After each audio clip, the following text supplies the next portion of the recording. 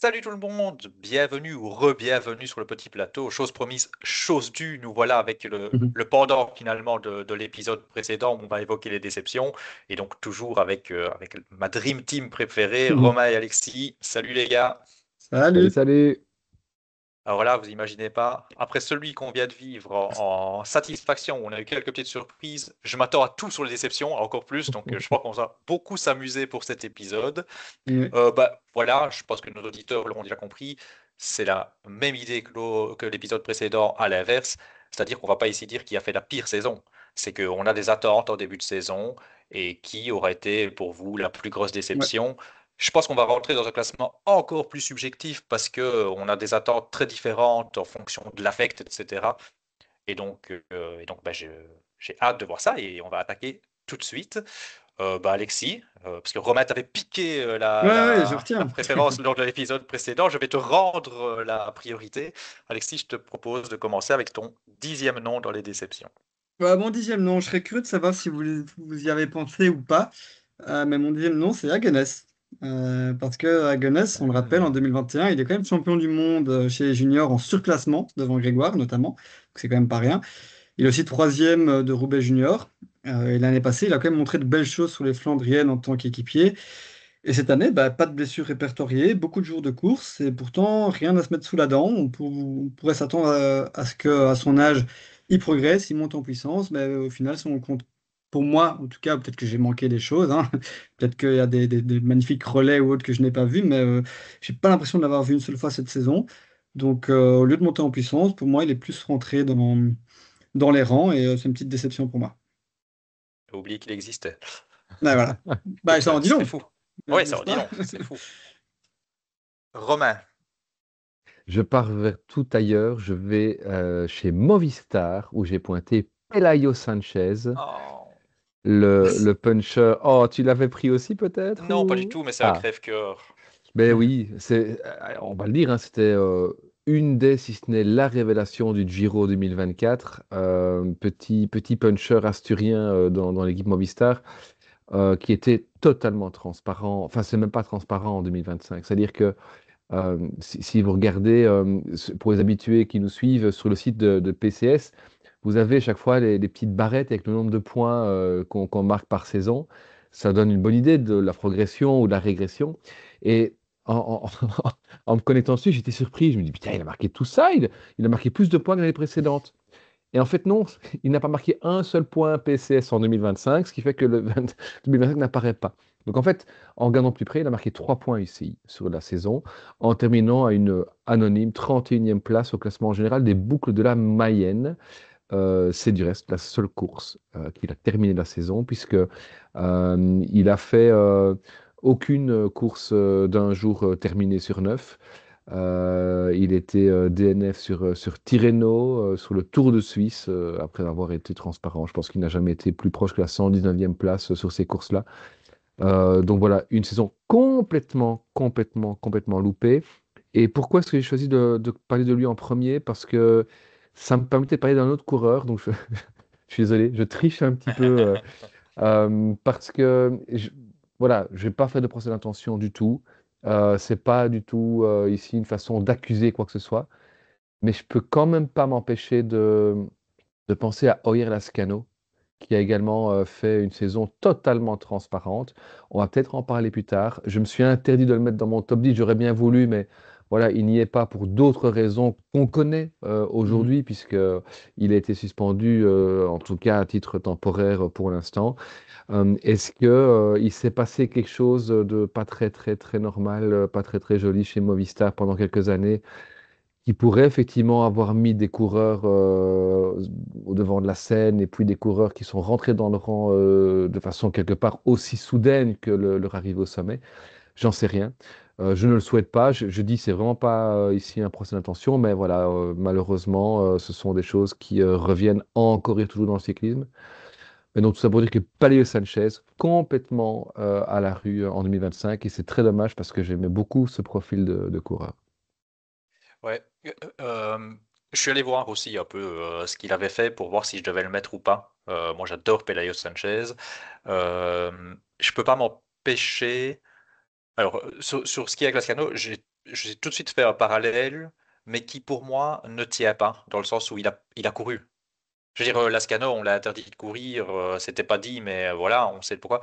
Pelayo, il a couru, donc j'ose espérer qu'il n'y a pas de problème à ce niveau-là. Et du coup, je ne l'ai pas mis non plus parce que pour moi, quelqu'un qui enchaîne les DNF comme ça, c'est vraiment, il y a un vrai problème physique quelque part ou quoi. Et j'ai essayé, je dis bien j'ai essayé parce qu'on n'a pas toutes les infos, de mettre de côté ceux qui ont eu vraiment des très gros problèmes, qui pouvaient justifier des mauvaises saisons, etc. Donc en ça, j'ai écarté Pello Sanchez. Mais j'étais allé parce qu'effectivement, ça m'a marqué cette histoire que tu as dit sur PCS. Je me suis dit aussi, mais en fait, oui, c'est à ce point-là, quoi. C'est vraiment catastrophique. Ok, moi je pars encore, mais alors vers totalement autre chose. Et euh, vu que j'aime bien tricher, je m'étais dit, je triche une fois dans les satisfactions, une fois dans l'épisode déception. C'est à chaque fois au début, je donne deux noms et après j'arrête de tricher. Et je vais faire comme la première fois où je vous avais dit Pidcock Pedersen, c'est un peu dans le même esprit. Ici, c'est dans le même esprit. C'est des très, très, très, très bons coureurs qui font des très, très, très, très bons résultats, mais ça me déçoit quand même. C'est Jonas Vingegaard. Oh, Euh, ouais, ouais. Jonas Ouais, Vingegaard, pourquoi? ça Parce que, s'explique. ben, en fait, c'est assez simple et peut-être parce que j'étais totalement à côté de la plaque. Mais moi, Vingegaard 2024, j'ai beaucoup, beaucoup, beaucoup mis la chute du Pays Basque Mhm. et la préparation tronquée dans ses résultats, je veux dire comme critère important. Et là, avec une préparation complète, etc., tu te dis, bon, ah bah, fait de l'espoir. C'est bon, terminé. En fait, c'est la place de Vingegaard. Et donc, je peux pas dire qu'il régresse parce que dans la hiérarchie, enfin, quoique, il était plus ou moins devant Pogacar. Enfin, ça se discute, mais voilà, il y a quelque part soit un déclin, soit quelque chose qui fait qu'il progresse pas. Et pour moi, c'est Ouais. une petite déception quand même cette année du Danois. Et pour vous dire que dans le même état d'esprit, c'est peut-être encore pire ou peut-être pas. Vous me direz ce que vous en pensez. C'est Demi Vollering. Et pourquoi je dis c'est peut-être encore pire? Parce que Demi Vollering, elle était plus numéro 1 à l'UCI, et maintenant elle est numéro 1 à l'UCI après cette saison. Donc moi je vais chercher la femme qui devient numéro 1 à UCI comme déception de l'année. Pourquoi je prends Demi Vollering? Ok, elle devient numéro 1 à UCI, mais au printemps, elle gagne l'Estrade et c'est tout. Elle gagne pas une autre course au printemps. Le Tour de France, qui est un autre objectif de Demi Vollering, elle le gagne pas. Et elle est même un peu limite. Les mondiaux, elle les gagne pas. Et en dehors du fait qu'il y ait une surprise, c'est un miracle qu'elle termine première de son groupe. On l'a vu en difficulté pendant la course. Donc à un moment donné, quand c'est Demi Vollering, qui était tellement dominante dans le cyclisme, malgré qu'elle arrive à regagner une place à l'UCI, il y a une petite déception. C'était le transfert en plus cette année chez FDJ, donc on voyait peut-être, tiens, la domination maintenant va être chez FDJ. Je peux pas m'empêcher d'être un peu déçu par cette première saison de Vollering dans l'équipe française. Voilà. J'ai fait mon petit côté cyclisme féminin. Euh, Romain, non, c'est Alexis qui a je vais pas encore donner la Non, parole à non, quand Romain comme même, dans l'épisode attends. précédent, ouais, pas à chaque fois. Alexis, je t'écoute pour Bah ton écoute, neuvième nom. je viens de le changer à l'instant parce que tu me rends compte, j'ai peut-être été un peu trop subjectif pour le neuvième. Et donc là, je vais juste mettre un gars qui ne le mérite peut-être pas, mais dont j'attendais plus, c'est Alex Egart. Il n'a Mhm. pas fait des résultats non plus ridicules, mais j'attends plus de lui, notamment à Paris-Roubaix. Il marque moins de points que l'année dernière. Il gagne moins que l'année dernière, vu qu'il a gagné l'année dernière et pas cette année. Donc voilà, c'est vraiment pas quoi que ce soit contre lui, mais voilà, c'est un coureur que j'apprécie justement, donc j'attends plus de lui. À son âge, en tout cas Magenès, on s'attend à ce qu'il monte en puissance. C'est pas encore le cas pour le moment, donc un petit peu déçu. Ouais, très bon choix. Moi, il était dans ma présélection. oui, également. Neuvième chez moi, c'est Marc Hirschi. Mhm. Marc Hirschi, alors peut-être que certains vont trouver dur de le mettre dans un flop 10 de la saison. Mais voilà, c'est quand même un mec qui sortait de deux saisons assez remarquables avec UAE et qui a commencé sa saison avec une victoire pour son premier jour de course. Donc on s'est dit, ça y est, c'est lancé. Le gars arrive, c'est le Suisse dans une équipe hyper ambitieuse suisse. Il va être dans les meilleures conditions possibles pour faire peut-être confirmer, en tous les cas, aller chercher quelque chose. Et au final, euh, il fait des bons résultats, il va chercher des points à gauche, à droite, mais je trouve qu'on est quand même assez loin de ce qu'on était en droit d'attendre du Suisse, qui, rappelez-vous, l'année passée, c'était la Classicoa, la Bretagne Mhm. Classique. Il y avait toute une série de courses italiennes qu'il avait remportées également. Si on regarde les points PCS, hein, on en a parlé ici avec Pele Sanchez, 9e sur la saison 2023, 4e sur la saison 2024, et là, au-delà du top 50. Donc voilà, je pense que c'est quelqu'un qui aurait pu mieux marcher. On aurait pu attendre dans tous les cas que ça fonctionne mieux. D'autant que son équipe, Tudor, a quand même pas mal fonctionné hein, durant la saison. Donc voilà, Mhm. j'attendais plus de Marc Hirschi. Juste pour compléter tes chiffres, classement UCI, il passe de la 6e à la 56e place. Ouais. Vous vous doutez que si je vous cite ça, c'est que j'en reparlerai dans l'épisode un peu plus tard. Ah. Mhm. Mais je vais d'abord parler de mon 9e nom.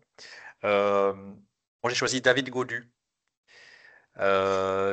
David Gaudu, c'est saison catastrophe malgré le maillot rouge qui vient vraiment sauver une saison, mais où il n'y est pas du tout. David Gaudu a enchaîné, certes, les chutes. Je l'ai pris en compte, hein. J'ai dit que j'allais essayer de penser à tout ça. Il a enchaîné les chutes en début de saison. Mais après, j'ai quand même l'impression, quand il revient, même sur le Tour de l'Ain, et d'ailleurs c'était la même chose sur la Vuelta, au tout début on pense que ça peut aller, et très vite ça ne va pas. Et on ne sait pas pourquoi. Là, c'est pas une question des chutes. Il y a un problème. Le mal semble profond et semble même profond mentalement. Moi, j'ai l'impression. Je pense que ça ferait beaucoup de bien à David Gaudu de quitter la Groupama et de changer d'air et de se ressourcer, comme Romain Bardet a pu le faire quand il a quitté Decathlon. Et je ne dis pas pour autant que il y a quelque chose de toxique chez Groupama. C'est pas du tout ça, mais je crois qu'il a besoin d'un changement. Et voilà, c'est pas quelqu'un, puisque c'est pas mon coureur préféré, il va pas être très haut dans ma déception, parce qu'au final, bon, voilà, ce qui arrive entre guillemets à Devin Godu, c'est pas méchamment, mais c'est pas le truc qui me touche le plus. Mais malgré tout, enfin, c'est quand même un coureur que certains surcotent, que certains sous-cotent, mais c'est quand même un coureur très très bon normalement dans la hiérarchie mondiale. Et là, il a passé la saison tel un fantôme, donc ouais, je pouvais pas m'empêcher de mettre David Godu dans mes flops. Alexis, on arrive au Bah, numéro 8. bah, je vais spoiler que moi, j'ai pas eu Marc Hirschi, j'ai hésité, mais voilà, je suis plus parti sur des coureurs dont je parle souvent, que j'aime ou que j'aime pas. Et puis, entre les deux, il y a quoi? Il y a un gars que tu viens de citer, c'est David Godu. Ok. Euh, c'est dur pour lui, hein, parce que, comme tu dis, il a le maillot rouge, ouais, rouge, il a une victoire de dingue, en fait, hein, devant Pedersen Mhm. et Vingegaard, c'est fou. Mais à part ça, ben, ça reste un coureur de classement général, de grand tour. Et sur ces deux grands tours, il fait 97e et 66e. Donc, son année, c'est un très, très mauvais bilan. Donc, Mhm. voilà, dans mon top 10, sûr.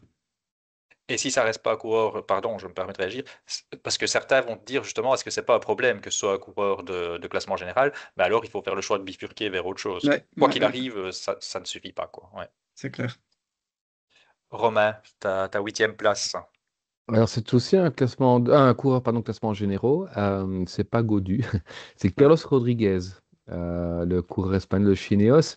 Alors là aussi, je pense qu'on pourra me taxer d'être un petit peu dur avec lui parce que c'est un coureur qui est malchanceux depuis 2 ans, hein. Il chute beaucoup. Encore cette année-ci, il chute sur le Tour de France alors qu'il était 10e de mémoire. Enfin, il était en fond de top 10. Mais c'est ça qui est dommage, c'est que j'ai du mal en fait à imaginer qu'il y a pas si longtemps, 2 ans, 3 ans, on voyait en Carlos Rodriguez peut-être le futur vainqueur espagnol d'un grand tour, peut-être même encore plus qu'Ayuso.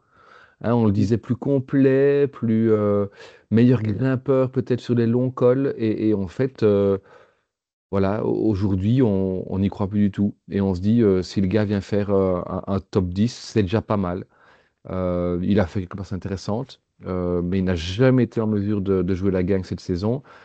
Et je le disais, Tour de France, alors oui, il a chuté, donc il n'a pas terminé, mais avant ça, il était en top 10 sur un tour qui pourtant devait lui convenir avec de nombreuses longues ascensions.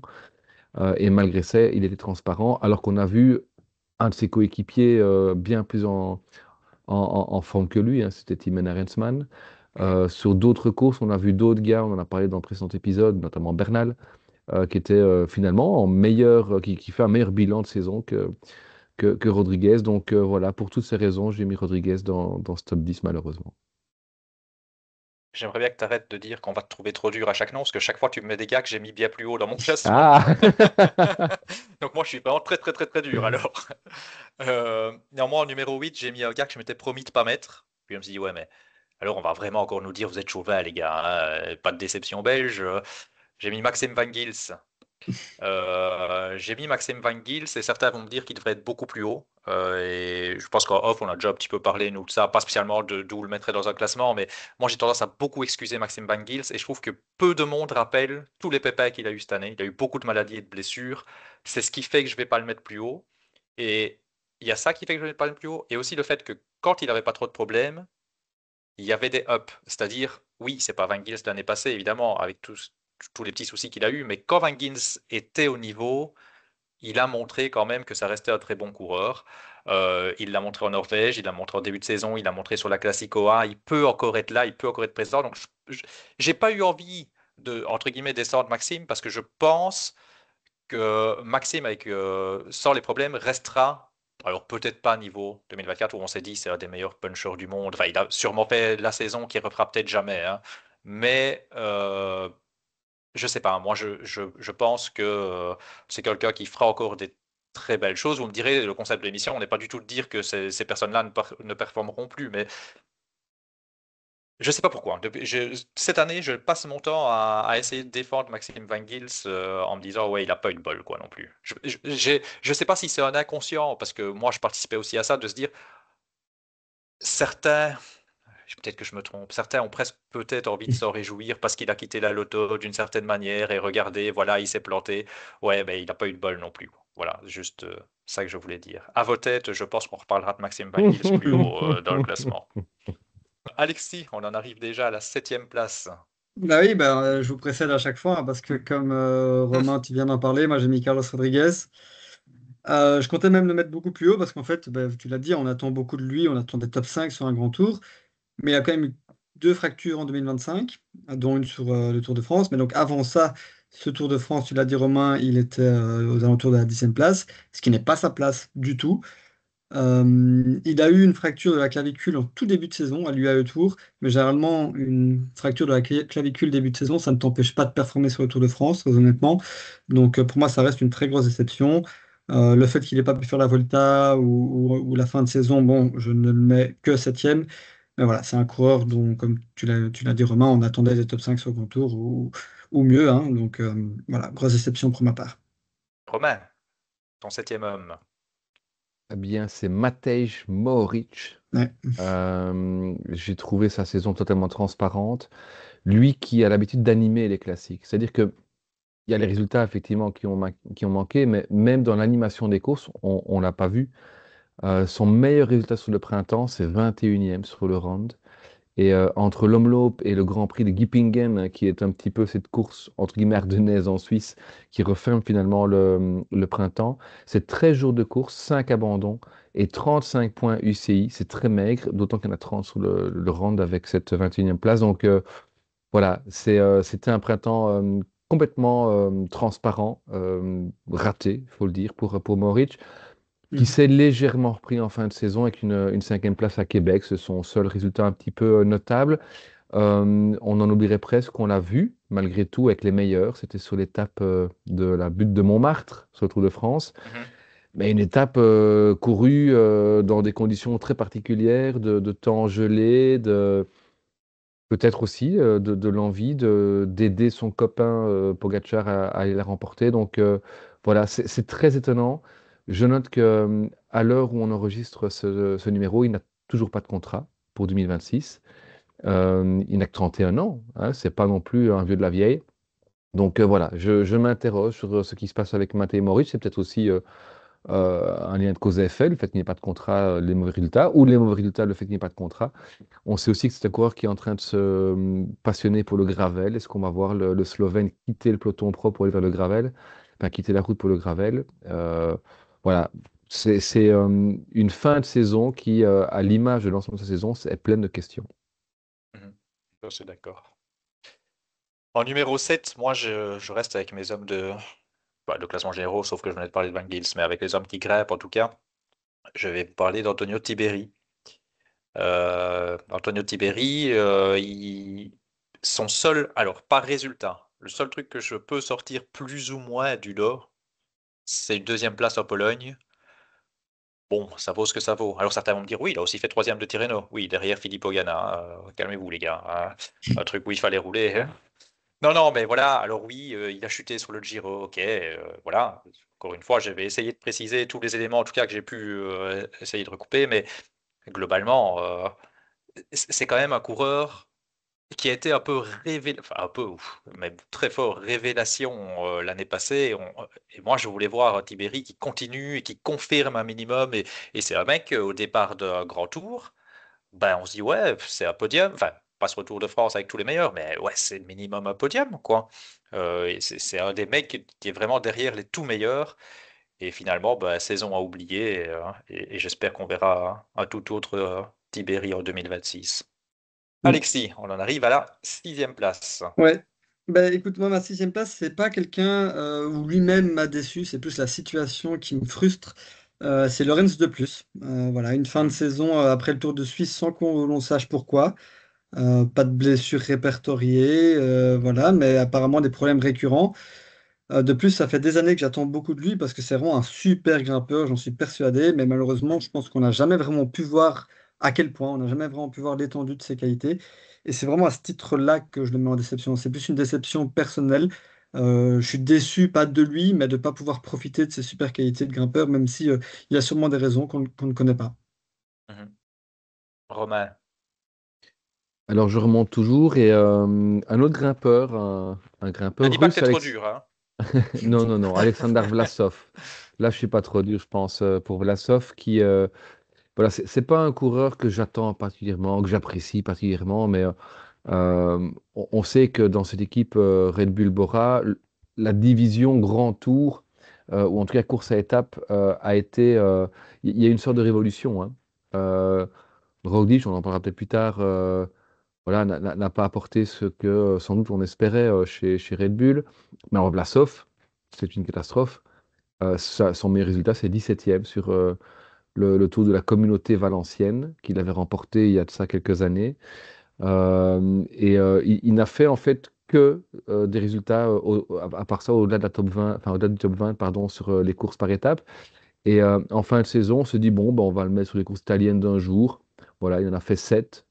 Je pense qu'il ne fait pas mieux que 19e. Donc, une année complètement transparente pour quelqu'un qu'on aurait normalement dû en tous les cas, je trouve, voir. Alors, je ne dis pas qu'il aurait gagné quelque chose, mais en tout cas, sur des courses comme Paris-Nice, comme Itzulia, la Romandie, la Suisse, c'est un gars qui doit faire systématiquement top 10 et ben, on ne l'a pas vu.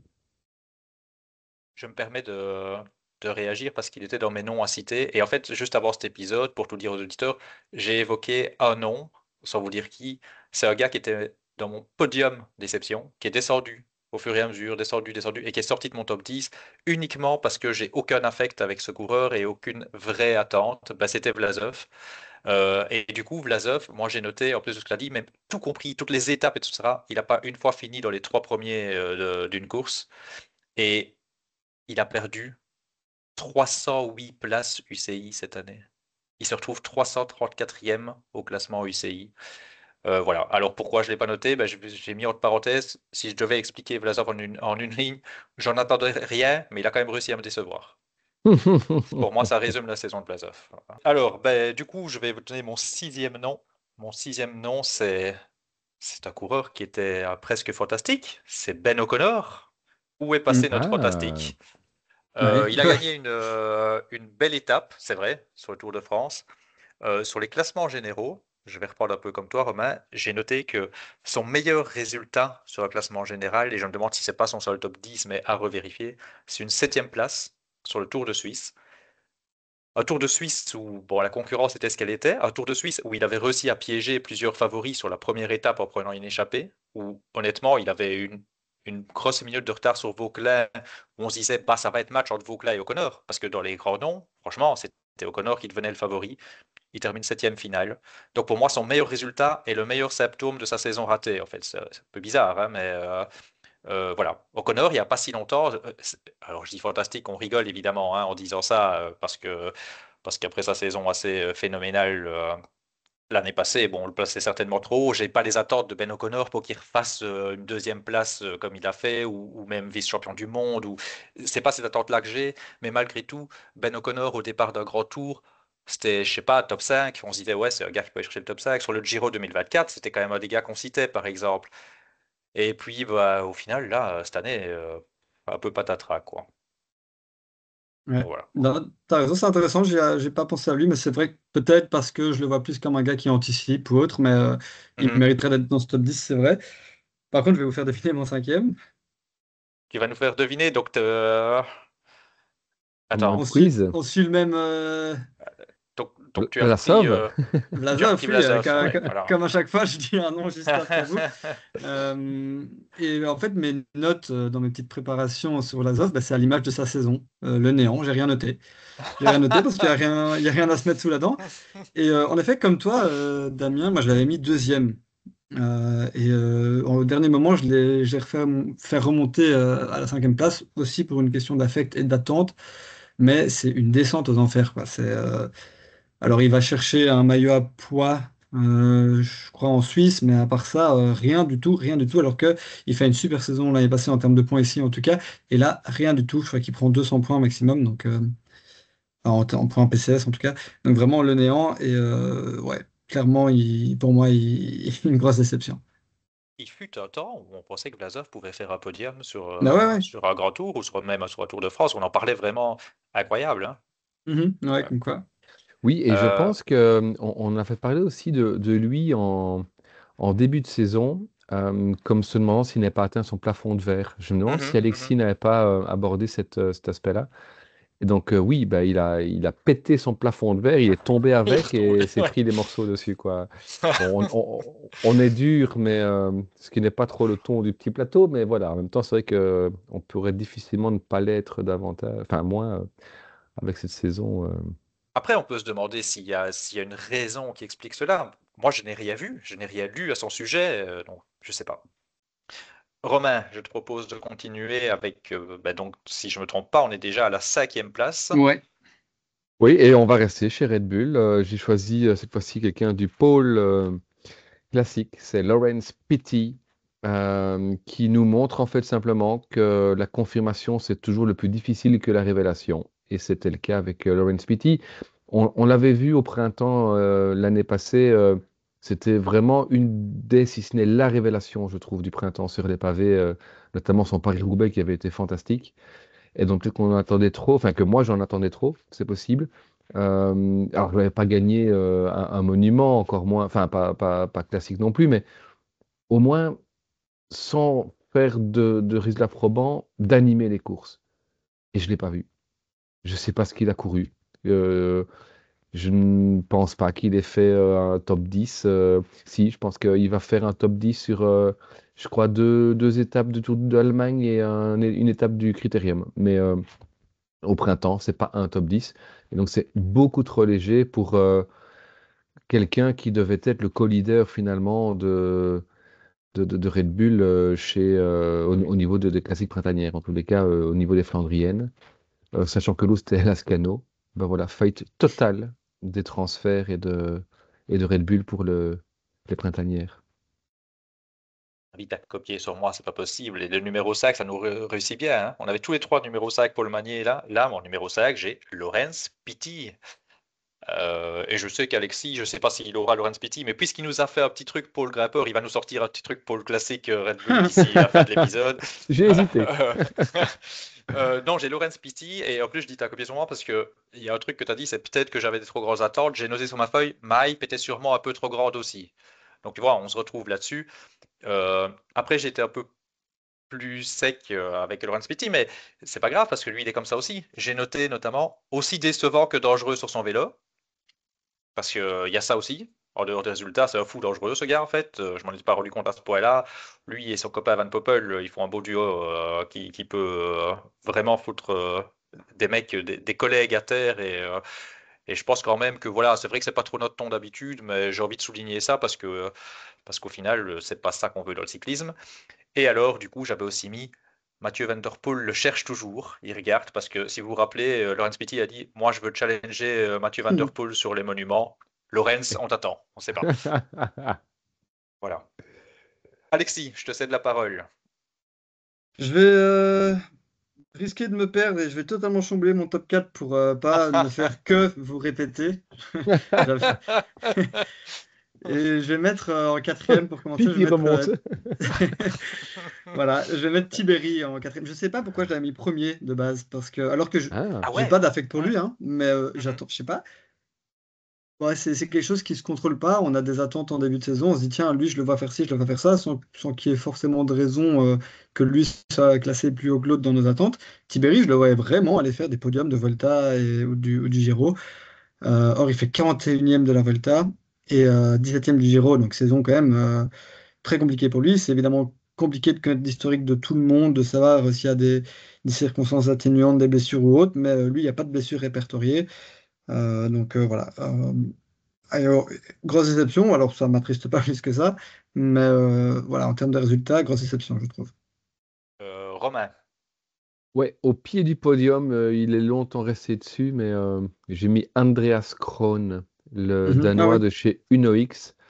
Il a peu couru et n'a jamais donné l'impression de pouvoir retrouver son niveau qui était le sien chez Lotto il y a 2 ans, où il avait été honnêtement parmi les 8-10 meilleurs Ardennais du peloton.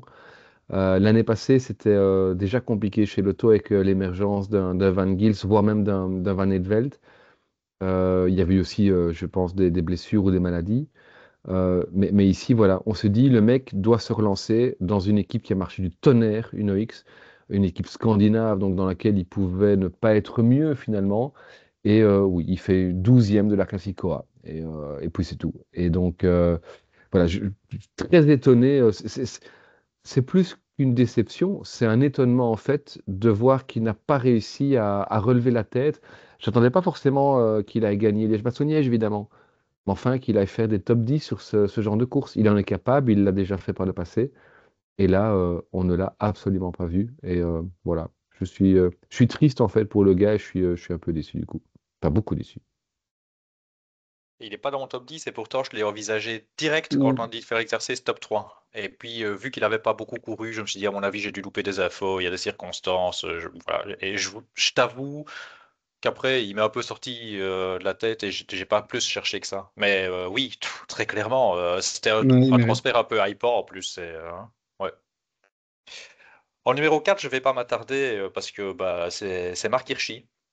Mm. Euh, En fait, Mark Hirschi, c'est un peu l'inverse de Vlasov. Je ne l'avais pas mis au début parce que c'est aussi un gars où j'ai pas d'énormes attentes.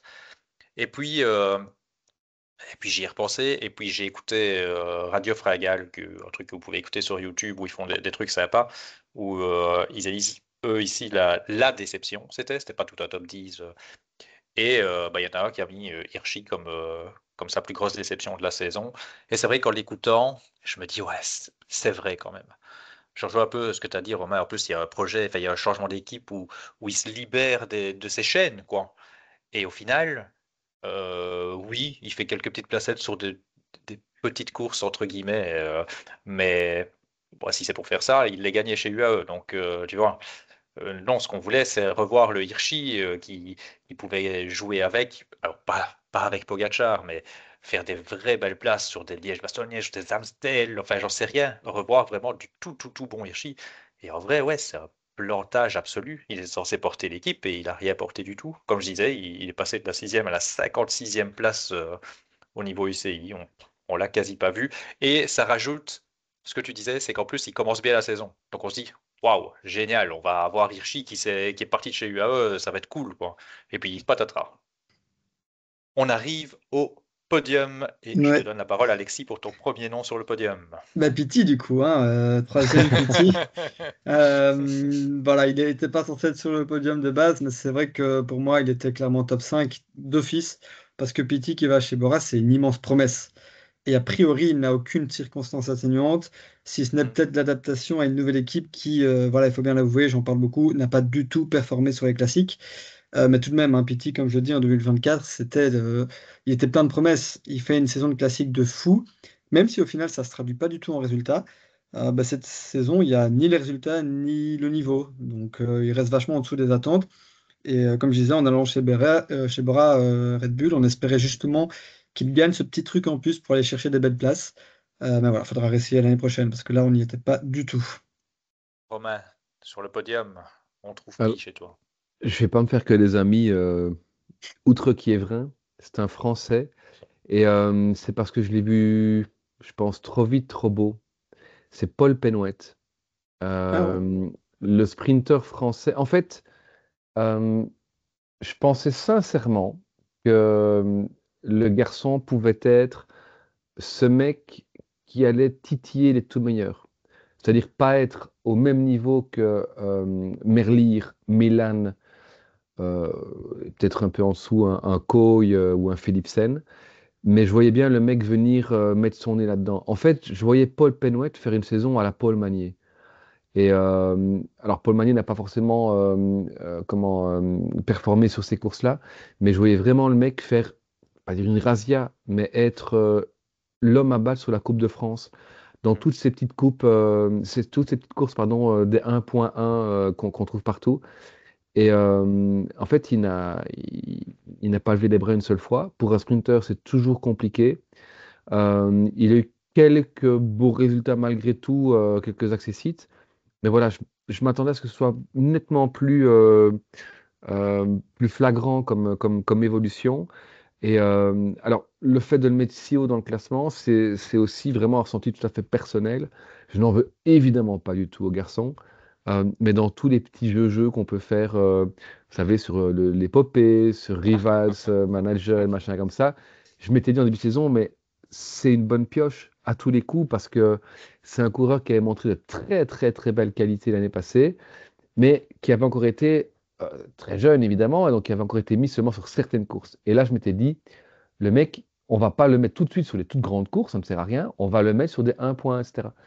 Et c'est ce qui a été fait, mais il n'a pas performé. Et je suis convaincu qu'on va le voir. C'est un gars qui est bourré de qualité, qui va très vite, et qui a eu quand même pas mal de chutes aussi. Donc, je suis convaincu qu'on va le voir à un niveau nettement meilleur l'année prochaine. Mais voilà, du coup, je trouve que c'est une année presque perdue, entre guillemets, dans la progression euh, assez, comment je vais dire ça, euh, logarithmique. Enfin, vraiment, je voyais vraiment une évolution décollée à la Magnier, à la Brennan, qui sont des noms qu'on a cités dans le précédent podcast sur les bonnes surprises. Bah, ici, voilà, c'était pas le cas. Et donc, pour moi, c'était une évidence de le mettre dans le top 3, mais une évidence qui est toute personnelle. Et je répète, j'en veux pas aux garçons comme je pourrais en vouloir à beaucoup d'autres. Il est dans mes sacs non bonus. Il était dans mes sacs non bonus et je suis assez d'accord avec tout ce que tu as dit. Et en fait, ce que tu dis, l'année prochaine, certainement, ça va aller mieux. Moi, j'ai tout en décalage d'un an. C'est cette année que j'attendais que ça aille mieux, puisque Mais oui, l'année passée, il avait eu des pépins au début de saison, etc. Et où moi, je croyais vraiment beaucoup, beaucoup en lui. Donc, je me retrouve assez dans ce que tu as dit. Et effectivement, tout de suite, j'ai pensé, peut-être pas Polonais, mais Radia Coupe de France. Ça coulait de source pour moi. Et ben non. Donc voilà. Mais après, oui, c'était que dans mes non-bonus. Je l'ai un petit peu épargné. Comme ça, les Français ne nous tomberont pas totalement dessus non plus. Euh, Moi, en troisième, bah, de nouveau, je vais pas être très long, puisqu'on arrive à Carlos Rodriguez. Euh, alors oui, j'ai dit, ceux qui ont des circonstances atténuantes, je vais les regarder. Oui, ok, il a chuté, mais Alexis, t'as tout dit. Une clavicule en février, ça n'explique pas une saison comme ça derrière. Et voilà, et en plus, bah, vous le savez, je l'adore, Carlos Rodriguez. Donc moi, j'ai envie de voir du bon Carlos Rodriguez. Et là, je veux dire, l'année passée, pour moi, elle était décevante. Avec des résultats peut-être un peu en trompe-l'œil, parce que les résultats étaient vraiment pas dégueulasses au final, mais il faut se rappeler quand même que début 2024, en tout cas avant le Tour de France 2024, pour moi, le favori à troisième place, c'est Carlos Rodriguez, c'est pas Remco Evenepoel. Et ben, c'est la descente aux enfers. Vous avez parlé ici, il était dixième avant son abandon. Ouais, il était dixième aussi grâce à une ou l'autre échappée. À la pédale, il était même pas top 10 hein, de ce tour. Et c'est, je me rappelle, j'en ai parlé dans l'épisode, d'un côté, c'est un truc qui me plaît chez lui. Hein. Donc il va en échapper alors qu'un gars qui, normalement, à ce niveau-là, pourrait se dire, putain, j'ai pas le niveau, c'est bon. Il a continué à se battre. J'aime vraiment beaucoup Carlos Rodriguez.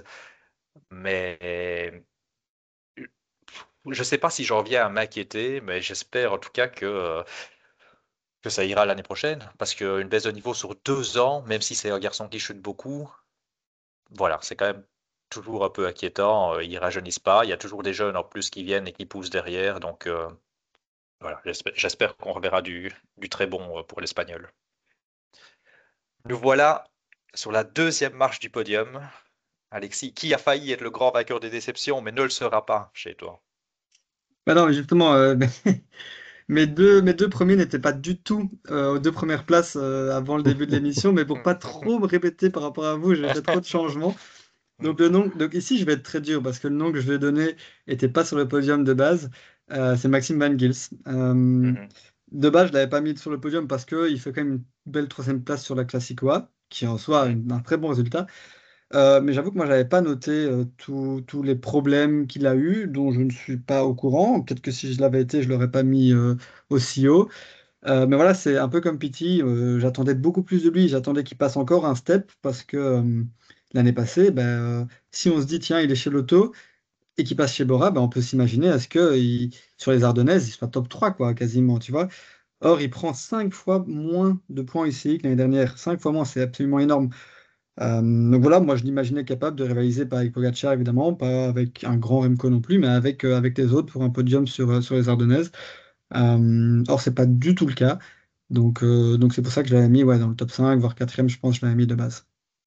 Ouais, après, c'est vrai que c'est son discours, sa raison évoquée pour quitter l'auto, c'est justement que chez Red Bull Bora, il y a plus, c'est plus professionnel, il y a plus Mhm. d'encadrement, etc. Donc ça rejoint totalement ce que tu dis, hein. C'est parce que moi je me dis, est-ce qu'il n'avait pas fait déjà une saison de sa vie qu'il peut pas juste égaliser? Mais quand toi tu dis on peut en attendre plus, bah lui-même en attendait plus, donc tu as tout à fait raison, évidemment. Ouais, c'est mon numéro 2 aussi. Mhm. Donc voilà, on est raccord, même s'il y a une construction. Et c'est vrai que alors, je suis pas sûr enfin, ça tombe sous le sens, mais je suis pas sûr que quand il soit parti de chez Lotto, il dit c'est parce que c'est plus pro là-bas.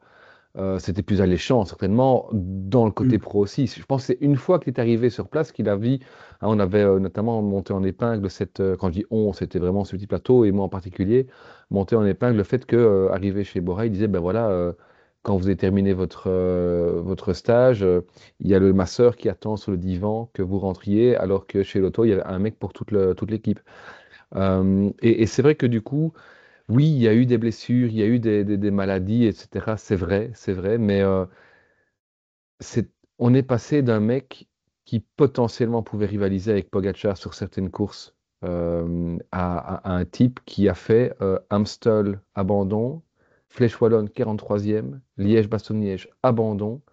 Et rappelez-vous, en tout début de saison, je pense que c'est en début de saison qu'on disait, tiens, à Kigali, on emporte qui? Ben, on emporte Van Gils, Mhm. hein. Mhm. Van Mhm. Gils peut-être même Mhm. encore meilleur qu'Arthur Remco dans le clan belge, parce que moins attendu, etc.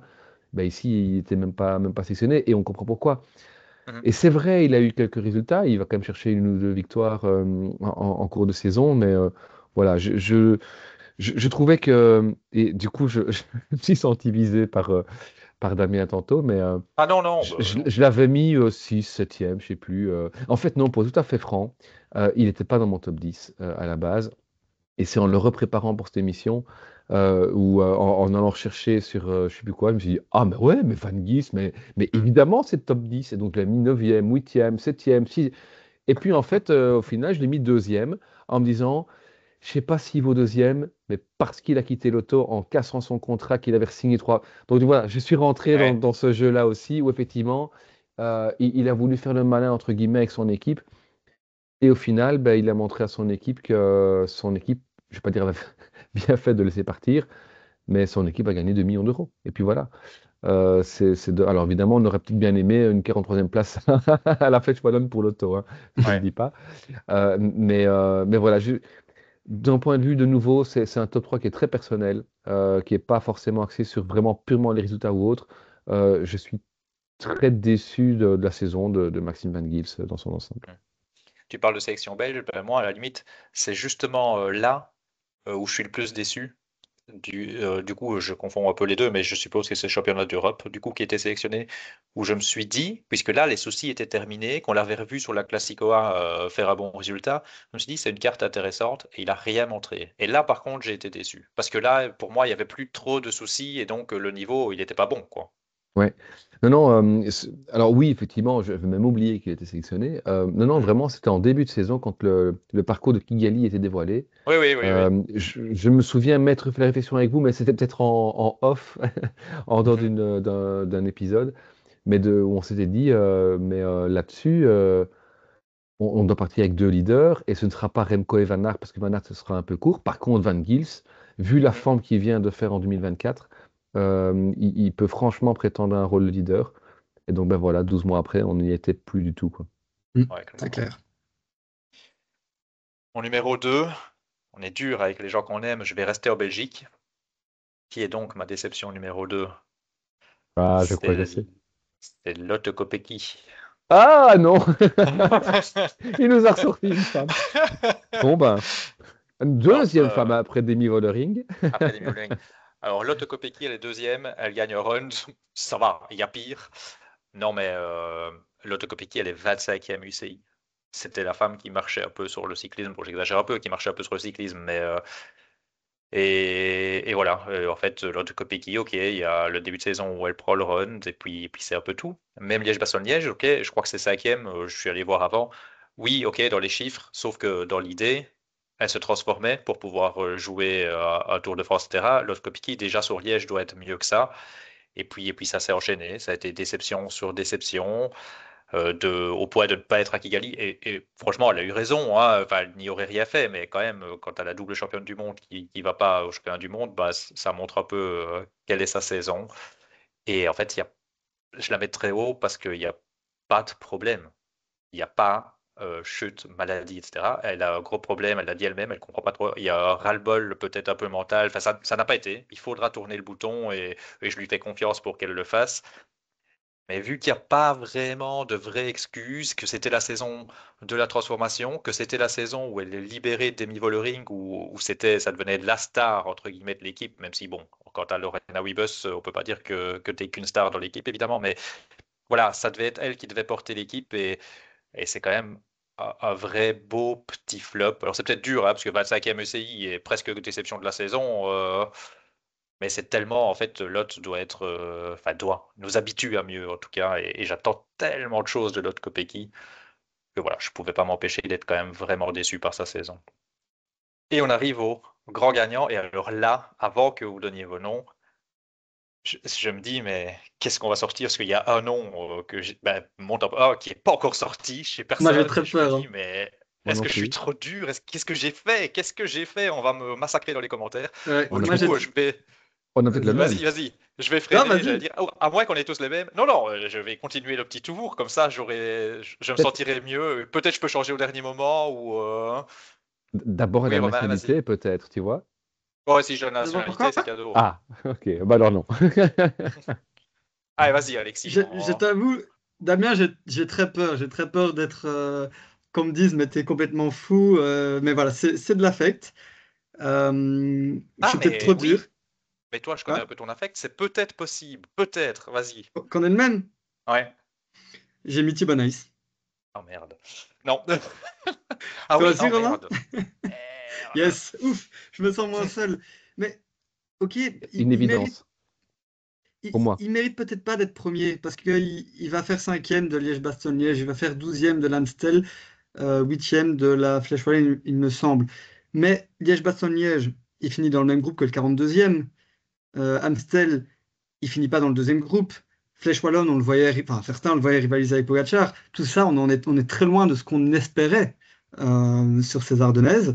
Et puis le tour, ben, il est tombé, mais il a fini ce tour. Et contrairement à Van Velt, que j'ai pas mis dans le top 10 parce que là, il a des graves problèmes de dos suite à sa chute, Nace, il a pas, a priori, il n'a pas eu de problème après sa chute. Donc, franchement, je sais pas trop ce qui s'est passé sur le Tour de France. Il a été inexistant. Après aussi. Donc, non, moi, alors c'est peut-être que j'ai trop d'attentes, mais Nace, pour moi, c'était bien au-dessus de ce qu'il nous a montré. Je vais donner la parole à Romain. Donc moi, je ne l'ai pas mis. Il était même pas dans mes 5 non bonus, mais j'entends tout à fait. En fait, sur le tour, je suis resté avec l'idée que c'est la chute qui l'a pourri. Mais même la campagne, effectivement, rappelez-vous, on se disait tous, mais ça va être... si limite, s'il y a un gars qui peut taper Pogacar sur du sprint, Ouais. c'est Nice. Bon, Par contre, pour j'ai autant, peur je de ne l'ai ton pas mis, premier, donc... Damien, mais...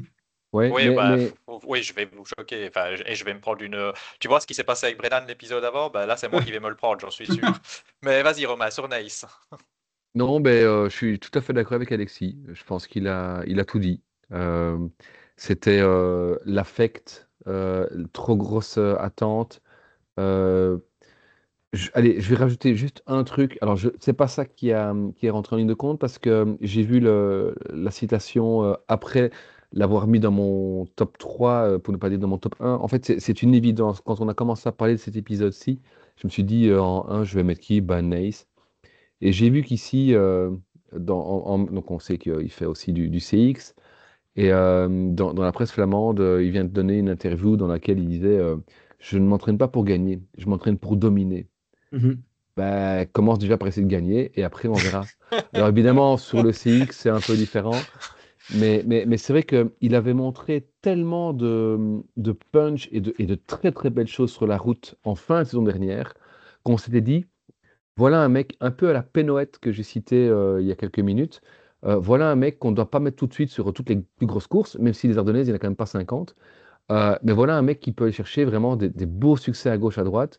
Euh, et on l'a jamais vu. On l'a jamais vu. Et effectivement, ses plus beaux résultats, ce sont ces trois Ardennaises qui sont de niveau World Tour, voire monument, où c'est pas dégueu, mais sans qu'il soit dominant, sans qu'il soit vraiment dans le coup, où Mhm. finalement il fait un peu jouer sa pointe de vitesse C'est ça. à la toute fin, quoi. Mais même dans la flèche, il était bien positionné et puis il n'a jamais pu répondre au démarrage. Il termine encore presque par miracle au huitième. Ah, ça, c'est Finalement, vrai. son meilleur score, c'est deuxième au Grand Prix de Gippingen, quoi. Alors, je- le Nice de la fin de saison 2024, j'attends qu'il écrase le Grand Prix de Gippingen à la rigueur. Mhm. Qu'il écrase des courses à gauche, à droite. Je dis pas Liège-Bastogne-Liège, pas la Flèche Wallonne, pas l'Amstel, mais qu'il écrase au moins des 1.1 ou des étapes sur des 2.1. On ne l'a pas vu. Et donc je me suis dit, tiens, mais peut-être qu'on va trop focaliser sur le Tour de France pour essayer de prendre un maillot à Rouen ou dans ces étapes de première semaine qui lui convenaient très bien. Pas de bol, il est tombé. Finalement, il a un petit peu aidé Milan. Et depuis, après le Tour de France, on l'a pas vu. On l'a pas vu. Et donc, du coup, oui, c'est une très, très grosse déception. Je sais plus qui, dans l'épisode, en tout début de saison, on avait dit les fameux paris fous. Quelqu'un nous avait dit, Mhm. il va faire quadruplé, je crois que c'est le cyclisme belge, ou je sais Ah, plus ils très bien sont qui. plusieurs à en avoir parlé, ouais. Mhm, Ouais, ouais. plusieurs en parlaient, mais quelqu'un avait dit, il va faire le quadruplé sur les Ardennaises. Alors, bien sûr que non, c'était un prono fou, mais on espérait secrètement qu'il aille chercher la gagne, peut-être sur une des courses, ou en tout cas qu'il joue la gagne, et n'a jamais été en mesure de le faire. Tu l'as très bien dit, Alexis, cinquième à Liège, c'est en terminant dans le groupe qui fait 42e également, et sur Oui, c'est huitième, mais en étant jamais dans le coup pour aller tenter de décrocher la gagne, ou même fût-ce que le podium. Donc très, très, très grosse déception, parce que trop d'attentes, mais je pense qu'il y a aussi un comment allez, autant chez Paul Penouet, dont je parlais avant, il n'y a pas cette prétention qui semble ressortir, autant chez Nace, j'ai l'impression qu'il y a cette prétention qui ressort. Je me trompe peut-être totalement, je ne le connais pas du tout personnellement, donc je m'en voudrais très fort de trahir sa personnalité véritable, mais j'ai l'impression qu'il y a ce côté très prétentieux qui le suit, qui le précède peut-être, et qui du coup, ben, là, pour un peu comme Maxime Van Gils, lui fait le faire monter peut-être dans la hiérarchie de déception de cette année-ci. Ouais. Juste deux petits points avant que Damien, tu clôtures en beauté. Premier point, il me semble que c'est mon beau-père que je salue qui avait parié sur un triplé sur les Ardennaises. Et deuxième point, j'ai eu très peur ici de me refaire une Brennan. Donc, Damien, je te souhaite bonne chance pour pour ton premier. Je passe dans un tunnel, j'ai plus de réseau, les gars. Bon, bah, ciao. Et il Non, ne mais voulait pas là, dire la nationalité, donc à mon avis, je sais qui c'est. Ouais, ouais. Parce là, qu'ils sont pas 50, ils sont 4 là, ou 5, non? non, c'est foutu, là. Franchement, j'ose pas. Je vous jure que j'ai un petit stress au Vas-y. moment de dire le nom. Hein. Ben, moi, j'ai choisi Primoz Roglic. Ah, ouais. Ah non, tiens, j'étais pas, je pensais à quelqu'un d'autre, mais voilà. Oui, oui, oui, oui. J'ai choisi Primoz Roglic, c'est dur, j'en suis bien conscient. En fait, dès le début, quand je l'ai mis en numéro 1, quand même, je me suis dit, ouais, bon, c'est peut-être quand même un peu dur, pour plusieurs raisons. La première raison, c'est qu'il va quand même gagner une course World Tour en Catalogne, Catalogne, ouais. devant Ayuso, et donc voilà. Et avec la manière. Ouais, avec la manière. La deuxième raison, c'est que on sait quand même qu'on est plus sur Roglic Prime et qu'il est un peu vieillissant et que donc il ne faut pas non plus en attendre qu'il aille jouer la gagne sur le Tour de France. Mais après ça, est-ce que une saison où il fait, c'est quoi, c'est huitième d'un grand tour? Est-ce qu'il gagne une seule course World Tour? Est-ce qu'il se retrouve 32e UCI alors qu'on parle d'un ancien fantastique qui était encore au niveau, on va dire, il y a peu? Est-ce que je suis pas très déçu quand même de la campagne de Primoz Roglic? Si, est-ce que je suis pas très déçu par lui dit que non après les interviews, mais par une attitude où j'ai l'impression que c'est bon, il a lâché le truc, Oui. il profite, c'est très bien, hein, mais en touriste, il vient avec ses petites soquettes, des fois il se rase pas, enfin, il se rase pas les jambes. Enfin, est-ce que je suis pas déçu de cette tournure de carrière pour Primoz Roglic? Franchement, si. Et vu que ses résultats étaient vraiment moindres cette année, globalement, parce que, ok, hein, il gagne une course World Tour, mais Roglic, ça n'a jamais été le plus spectaculaire. Mais en pourcentage de victoire, c'était quand même toujours énorme, hein. Non. Enfin, je veux dire, Roglic, c'est un gars, il brillait peut-être pas, il faisait peut-être pas rêver, mais enfin, c'était le sprinter des Sims, c'était le gars qui gagnait, quoi. Et oui, c'est peut-être dur premier, surtout quand je vois qu'il n'est pas du tout dans votre top 10. Vous l'auriez au moins mis 7 8e, je me serais dit, bon, ça va. Euh, Non, mais voilà, je suis écoute, déçu, honnêtement, je suis déçu de la saison de Roglic. Bien sûr que c'est pas aussi décevant que Nice, que j'ai même pas mis dans le top 10, que d'autres que j'ai cités, dans le sens où l'écart n'est peut-être pas aussi grand, mais c'est un tel champion que je suis plus déçu peut-être de voir Roglic tourner un peu comme ça, là. écoute, moi, il y a plusieurs points qui m'ont fait l'enlever de la liste assez vite. C'est son numéro en Catalogne.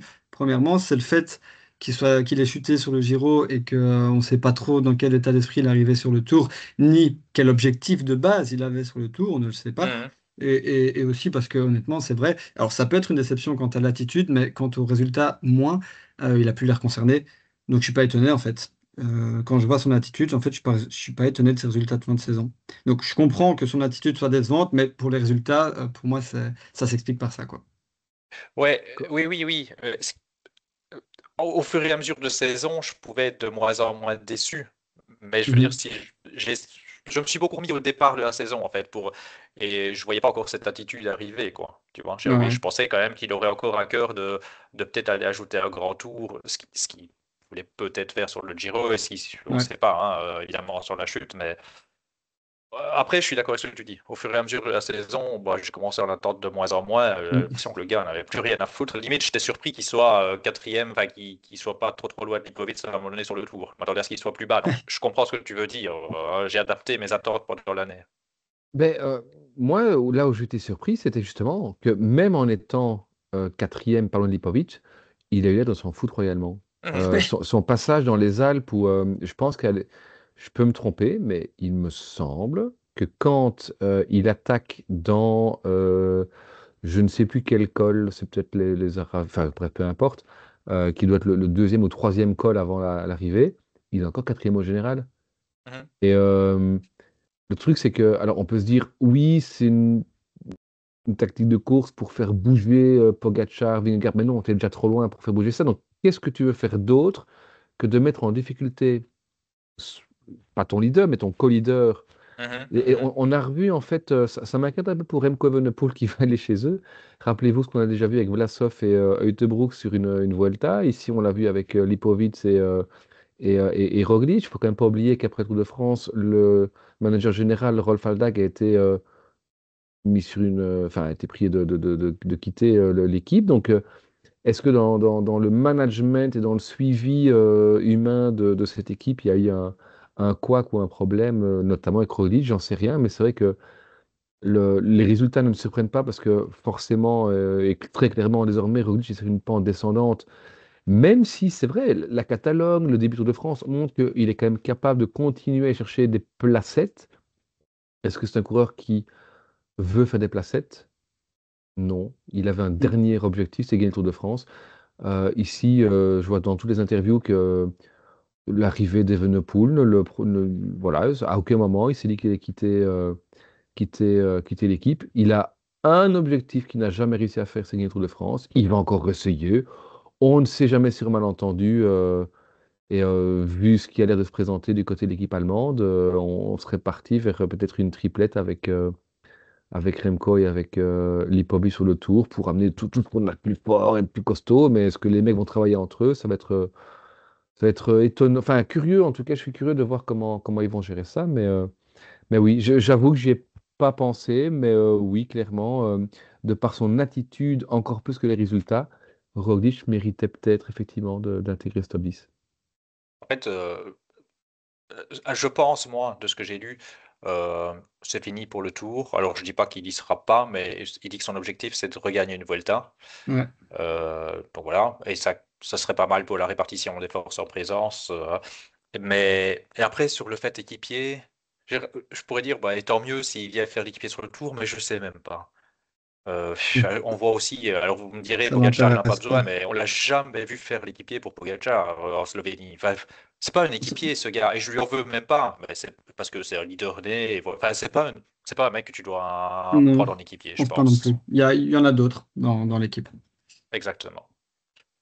Les amis, bon, j'espère que tout le monde ne tombera pas dessus. Désolé Non, ça aux va. fans de Primoz Roglic. Est-ce qu'il y a des noms qu'on n'a pas évoqués que vous voudriez évoquer? En vitesse, j'avais pensé à Zingley parce qu'il a été invisible toute l'année. On en attendait beaucoup, mais il chute dès la deuxième étape de la Vuelta. Or, c'est typiquement le genre de course sur lequel il aurait pu faire de beaux résultats. J'avais pensé à Tarling, mais il fait quand même une grosse chute au Giro. J'avais pensé à Rex, mais il fait quand même top 10 à Roubaix et à Gand-Wevelgem, donc je l'ai enlevé aussi. Et j'avais pensé à Kras et Teuns aussi. Mais ça, c'est plutôt le côté chauvin, du coup, hein. Plein de Ouais. noms de ma présélection, mais qui ne seront pas dans mes 5 noms au bonus. Parfait. Vas-y, Romain. J'avais commencé par citer Jelte Krijnsen, qui est Ah. un nom que vous avez sans doute oublié, mais qui était celui que j'avais soi-disant, comme quoi ce petit plateau, on est toujours visionnaire. J'avais dit ça, c'est la bonne pioche, ça va être la révélation. Rappelez-vous, c'est le Hollandais qui avait remporté des courses en étant stagiaire chez CQ36.5, je pense, et qu'on n'a pas vu, qu'on n'a absolument pas vu. Euh, Vinny Girmay. Mm. Quelque part, cette saison décevante, qu'on le veuille ou non, après cette saison qui ressemble à une anomalie finalement, plus qu'autre chose, 2024, en tout cas ce Tour de France 2024, c'est une grosse déception. Euh, Chez les autres, j'avais Maury Van Sevenant, Ouais. Ça Luc fait quelques Lamperty, saisons. ouais, Luc Lamperty qui était l'égal de Magnier il y a encore un an d'ici. J'avais encore cité Samuel Ford, meilleur sprinter du monde en janvier, puis qu'on n'a plus absolument vu par après. Et un dernier, alors c'est pas que la saison est vraiment décevante, c'est Kian Brooks. Euh, il a eu évidemment son Utzel et compagnie, mais Kian Brooks qui va chez Visma pour remporter un grand tour, c'est un flop. Ouais. Donc il y a des circonstances pardon, atténuantes, mais à l'arrivée, on s'en souviendra comme un flop, je trouve. Je lui souhaite beaucoup de bonheur à la Movistar, mais ça va être encore un tout autre environnement. Et donc voilà, je suis très inquiet pour la suite de la saison de Kian. On aura l'occasion de parler de son transfert dans d'autres épisodes enfin d'entre-saison, mais voilà, voilà, j'ai peur pour Kian et cette saison-ci particulièrement me donne peur. Ouais, je Mhm. voudrais rassurer nos auditeurs, parce qu'on nous demande parfois de parler de Kian, on en parlera vraiment, on fera un focus sur le transfert de Kian, donc voilà, c'est pas le moment d'en parler là vraiment beaucoup, mais rassurez-vous, on en parlera évidemment. Euh, je- Ah non, il me reste un nom, j'allais dire, ben, c'est bien, je crois que finalement tous mes noms ont été cités. J'avais déjà dit Vlasov et Penoet. Vous avez cité à vous deux plein de noms qui étaient dans ma présélection, mais qui n'étaient pas dans mes bonus. Dans mes bonus, j'avais aussi Van Sevenant, j'avay aussi Binyam Girmay. Voilà, dans mes 5 noms bonus. Girmay, moi, anomalie l'année passée, oui, sur le truc maillot vert, meilleur sprinter, etc. Après, ça reste quand même décevant, même par rapport à avant. Moi, je me base même pas que sur Mhm. 2024. C'est quand même aussi, parce qu'on ne pense plus que au maillot vert, c'est quand même le gars qui faisait rasseoir Mathieu Van Der Poel sur le Giro, hein, avant de se Ouais. prendre le bouchon dans l'œil. Mais je veux dire, voilà, hein, ouais. Et moi, gars, peut-être qu'il mérite pas d'être cité plus que plein d'autres, mais c'est parce qu'il avait fait une très belle campagne l'année passée, c'est Mozzato. J'ai l'impression qu'on l'a pas vu cette année. Mhm. Et donc voilà, pas Ouais. spécialement un nom très ronflant, mais Voilà. Ben, je pense qu'ici aussi, on a encore fait le tour. Mais Romain, je vois que tu as encore envie de parler un petit peu. Je te donne la parole, vas-y. Oui, en fait, c'est pour un mea culpa. Ça n'a rien à voir avec les déceptions, c'est plutôt avec l'épisode précédent. Euh, Comme on vous l'a expliqué, c'est compliqué de faire des top 10 parce qu'on fait des prélistes et puis dans les prélistes, on essaie d'en sélectionner 10, et puis on réécrit tout, on recommence tout. Et en fait, en regardant mes petites notes sur mon téléphone, je me suis rendu compte que j'avais pointé quelqu'un qui aurait dû être peut-être premier, en tout cas dans mon top 3 assuré de mes coups de cœur, de mes découvertes de l'année, et que je n'ai même pas cité du coup dans l'épisode précédent. Alors comme vous voyez, on a les mêmes vêtements, donc on a enregistré en fait consécutivement les deux épisodes. Donc si jamais vous l'avez commenté en disant «Ah, vous avez oublié celui-là», ben voilà, je vais peut-être vous répondre.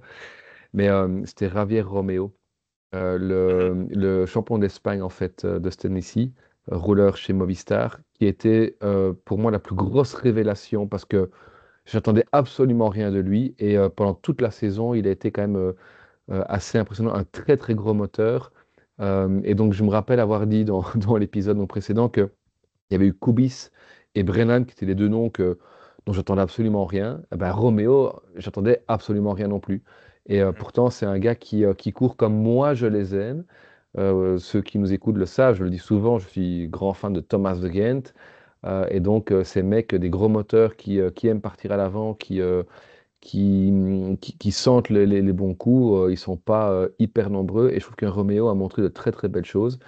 Mais j'espère qu'il va pouvoir encore franchir un step et que je pourrai le citer officiellement dans mon top 10 l'année prochaine. Voilà. Mais donc, Roméo, pas une déception, mais un coup de cœur de l'épisode précédent. Attention que tu as failli faire deux, Romain, parce que tu as dit Javier Romeo, c'est Ivan Romeo et Javier Romo. C'est- Parce que ça m'arrive aussi en plus. Je me rappelle dans notre truc Vuelta, Ouais. et coup de chance, c'est moi qui fais le montage, j'ai coupé.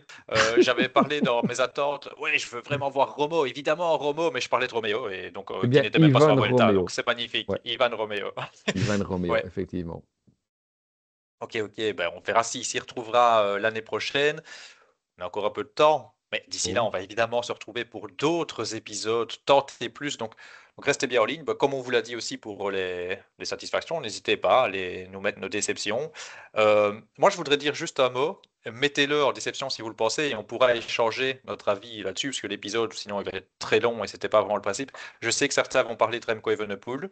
Vous voyez, on l'a pas mis dans les 10. Je pense qu'on est tous d'accord pour pas le mettre dans le top 10. Et si vous avez votre avis, on en discute par écrit sous la vidéo. Moi, ça me va très bien et je peux parfois entendre bah, on aura nos arguments aussi pour dire pourquoi nous, on le met pas en top 10 déception. Mhm. Ou un Mathieu Van Der Poel hein, qui ne gagne que 2 courses de nouveau cette Oui, année c'est aussi. un peu décevant qui doit compter sur une chute de Pogacar pour gagner Roubaix. Bon, donc voilà, mais donc que ce soit Remco ou n'importe qui, faites votre top 10 et qu'on discute, c'est toujours sympa. Et d'ici là, bah donc, comme je vous disais, restez bien attentifs au petit plateau. On vous promet certainement d'autres épisodes à venir très prochainement. Allez, ciao les amis, à Ciao, bientôt. ciao. Ciao, ciao!